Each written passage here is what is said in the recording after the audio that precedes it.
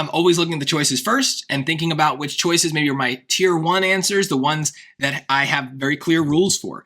So and is tempting, but there's no comma with that and. So that's not really doing what it normally does. If there was a comma, then that would be for 2 sentences. This and at most is going to be a list of 2 things. I have commas, not kind of interesting, nothing, but that colon, right, that has a rule. We need to have a sentence before, and then afterwards we can have all sorts of things. We can have a sentence, we can have a clause, but that sentence before, that's a nice clean rule for me to check. So let's look at the sentence structure before and after that colon. Along with carbon dioxide concentration and temperature, light intensity affects the chemical reaction rate of photosynthesis. Sounds like a sentence. Cool. As light intensity increases, so does the rate at which the reactants are converted into their products. So that's also a sentence. So I don't need to have a sentence after a colon, but the very fact that I do kind of forces my hand here. Because like I said, we can't use the and to join 2 sentences here because there needs to be a comma with it. So that's not going to join them. The comma by itself is not enough either. That's going to create a run-on, and then we need some sort of break here. So this is very often how the SAT tests the colon, is it's used in a way where you would probably just put a period or something like that, and we're not used to the colon, so we don't really give it its due consideration. But yeah, if we know the rule for it, there's an easy test.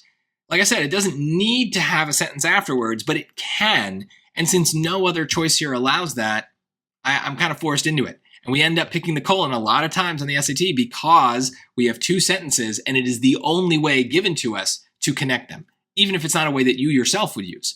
So I do feel like that second sentence people are going to have some trouble with. The commas there are kind of weird. But as light intensity increases, so does the rate at which the reactants are converted into their products. I actually have trouble with the subject verb there. I just know it's a sentence because of instinct, but I guess so does the rate at which the reactants are converted. I don't know.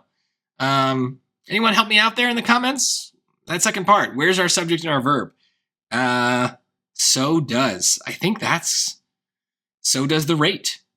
I guess maybe weirdly so is the subject. See, this is why I don't talk too much about grammar when I do the grammar questions, is it gets kind of messy sometimes. And that's unfortunate if you're trying to learn English and you're trying to figure out what makes something a sentence. But my best advice is just keep doing these questions, keep listening to me when I tell you something is a sentence or a clause, read things out loud, see how they sound, listen to other people. Audiobooks maybe are good, I don't know. But if you maybe just can listen to the way people talk, you will get better and better at hearing what constitutes a sentence.